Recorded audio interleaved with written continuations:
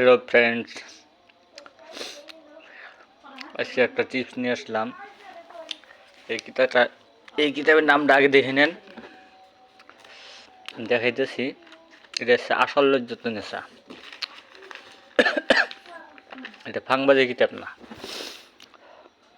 দেখছেন? আর যাই হোক,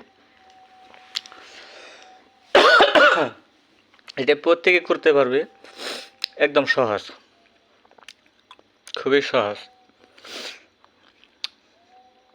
আপনারা কি করবেন, সূরাটি পড়ে ফালান্স আছে, এখানে প্রেমিকার নাম ও তার মায়ের নাম লিখতে হবে।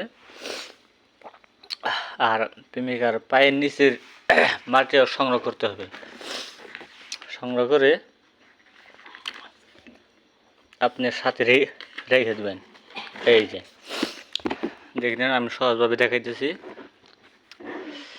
এটা লিখবেন, একদম খুব সহজ।